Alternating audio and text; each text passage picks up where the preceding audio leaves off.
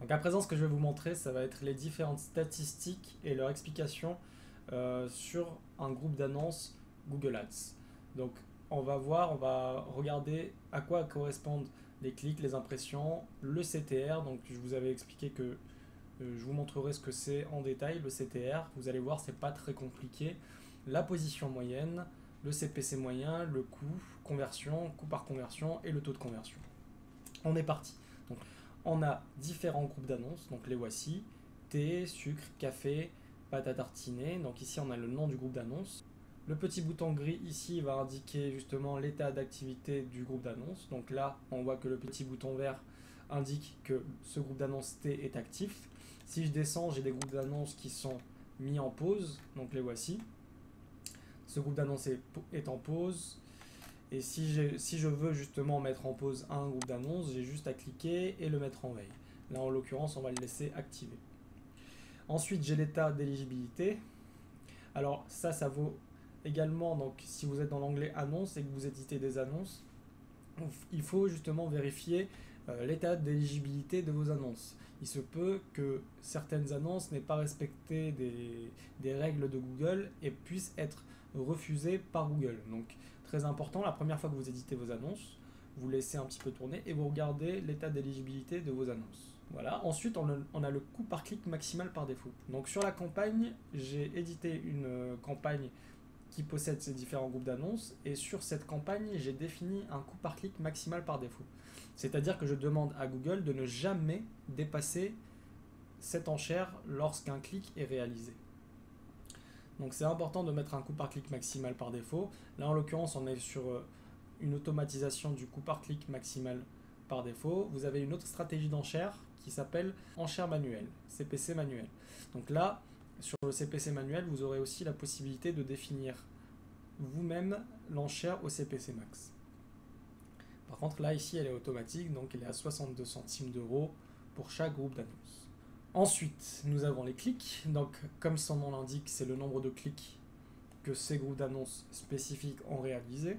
Donc le groupe d'annonces T a réalisé 1028 clics. Le groupe d'annonces sucre, il a réalisé 582 clics. Le groupe d'annonces café, 228, et ainsi de suite. Le nombre d'impressions. Donc le nombre d'impressions, c'est le nombre de fois où vos annonces, donc les annonces du groupe d'annonces T, sont apparues. C'est-à-dire que les annonces qui sont dans le groupe d'annonces T sont apparues à 28 087 reprises. À présent, le CTR. Donc le CTR, ça va être très simple. Ce qu'il faut retenir, en fait, le CTR, c'est un rapport, donc c'est le nombre de clics sur le nombre d'impressions. Le CTR, en fait, c'est le taux de clics par impression. Si je fais la division, donc je vais vous montrer, pour ce groupe d'annonces T, je fais 1028 clics divisé par 28 087 impressions, j'arrive à 0,0366 que je multiplie par 100 pour avoir ce rapport. Donc ici, le CTR est de 3,66%. Ce CTR, donc ce taux de clic par impression, il va vous donner une information très intéressante par rapport à l'attractivité de vos annonces concernant les mots-clés que vous avez mis en place et les annonces que vous avez mis en place. Ce CTR, en fait, ça va être un indicateur très important pour Google afin de calculer le niveau de qualité, le quality score des mots-clés, des annonces et de la page de destination. Il va justement avoir un impact donc sur la position moyenne. La position moyenne, en fait, c'est donc la position moyenne de vos annonces, du groupe d'annonces. Donc la position moyenne des annonces T est de 2,9. Bien sûr, cette position n'existe pas. Mais en moyenne, les annonces apparaissent à la 2,9e position, toute impression confondue. Ici, pour le groupe d'annonces sucre, la position moyenne de ce groupe d'annonces est de 1,4. C'est-à-dire que en moyenne, les annonces apparaissent à la première ou à la deuxième position sur ce groupe d'annonces-là. Le CPC moyen. Donc ici, c'est différent du CPC max. Donc vous voyez par exemple ici, on a défini un coût par clic maximal de 62 centimes d'euros. je vous ai dit que le coût par clic maximal, c'est vraiment le coût par clic, donc l'enchère qu'on définit auprès de Google afin de dire à Google ne dépasse jamais ce coût par clic. Sauf que si vous définissez un CPC maximal, c'est pas pour autant que vous allez dépenser 62 centimes d'euros à chaque clic. Ici, on a le coût par clic moyen, donc vous voyez qu'il est inférieur au CPC maximal. Il est de 50 centimes d'euros pour ce groupe d'annonces, 43 centimes d'euros pour le groupe d'annonces sucre, 52 centimes d'euros. Donc voilà. Le coût par clic moyen va vous renseigner en fait sur le vrai coût que chaque clic sur les annonces réalise sur ce groupe d'annonces. Donc le coût, c'est ce coût par clic moyen multiplié par le nombre de clics, ce qui nous donne ici 514,81 euros. Donc toutes les annonces du groupe d'annonces T ont dépensé 514,81 euros.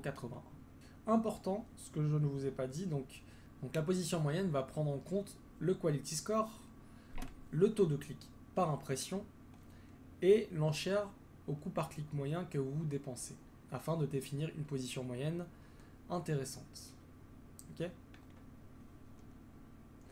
Ensuite, les conversions. Donc, comme son nom l'indique, lorsqu'on aura intégré et implémenté un code de tracking de conversion sur la page de finalisation de la commande, on pourra calculer le nombre de conversions que chaque groupe d'annonces, que chaque annonce et que chaque mot-clé a réalisé. Ici, dans ce cas, toutes les annonces et les mots-clés du groupe d'annonces T ont réalisé 62 conversions.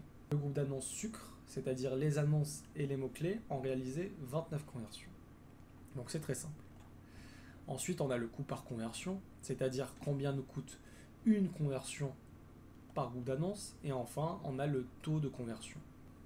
Donc voilà, le taux de conversion, comme son nom l'indique, c'est en fait un rapport, c'est une division entre les données de conversion, donc le nombre de conversions, et les interactions sur vos annonces. Voilà. Et donc ici, on a un taux de conversion de 6,03% pour ce groupe d'annonces, 10,96% sur le groupe d'annonces café.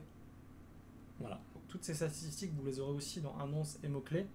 Et ça va vous permettre de pouvoir analyser au mieux et d'auditer au mieux cette campagne. Essayez de faire en sorte d'avoir un CTR qui est toujours supérieur au moins à 1% pour chaque groupe d'annonces. Donc là, par exemple, on voit réellement que les CTR sont de 3,66%, 6,24%.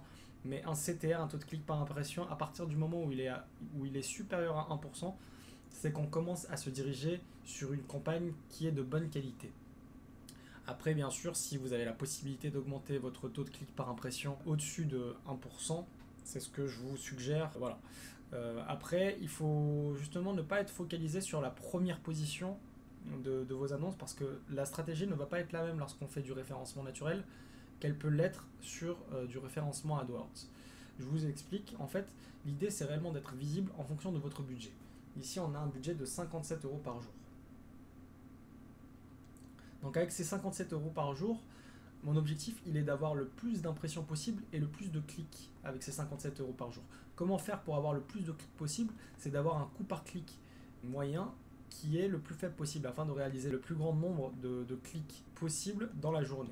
Ça veut dire qu'avec 57 euros par jour, si j'ai un coût par clic de 50 centimes d'euros, et je vous fais le calcul, donc 57 divisé par 0,50, on arrive à 114. Donc, on peut réaliser 114 clics dans une journée avec un coût par clic moyen de 50 centimes d'euros à une position moyenne de 2,9. Si on réalise ces 114 clics dans la journée, l'idée c'est d'être dans une position visible, donc dans les 3 premières positions. Ici, on a la 2,9e position, c'est très intéressant.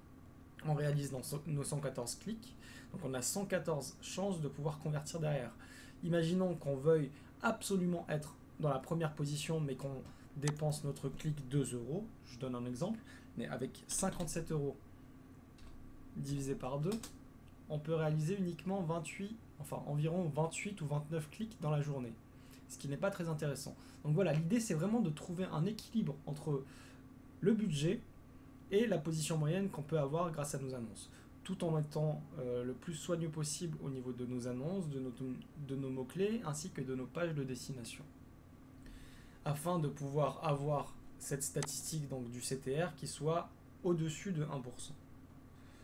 Enfin, lorsque vous avez un CTR de 1%, vous vous assurez d'avoir toujours un CTR qui est au-dessus de 1% pour chacun de vos groupes d'annonces. Et vous regardez, grâce au code de tracking de conversion qui est implémenté sur votre site, combien chaque groupe d'annonces réalise comme conversion. Et si vous voyez que justement un groupe d'annonces ne réalise pas assez de conversion et qu'il a un coût par conversion trop élevé, là en l'occurrence on est à 21,55 € mais c'est toujours rentable au niveau de la campagne, et bien si vous jugez justement que c'est pas rentable, vous le mettez en pause. Vous avez uniquement à cliquer ici et le mettre en veille. Mais c'est très important de diviser déjà votre campagne en différents groupes d'annonces, de faire en sorte d'avoir un budget et un budget qui va vous permettre de vous dire, vous allez vous fixer vos objectifs et vous dire que je veux réaliser par exemple 50, entre 50 et 100 clics dans la journée. Okay, ici l'objectif il était de réaliser 1000 clics en moyenne par mois. Donc l'objectif est rempli par rapport au budget, mais si je mets un budget un CPC, un coût par clic moyen de 2 €, ce budget est très très difficilement réalisable bien sûr. Donc voilà, l'idée c'est vraiment de trouver l'équilibre entre le coût par clic moyen, le budget, la position moyenne, afin d'avoir un meilleur CTR possible, le taux de clic par impression, et d'avoir un coût par conversion qui soit intéressant, afin d'avoir également un taux de conversion qui soit élevé, donc au-dessus de 5%, entre 5 et 10%.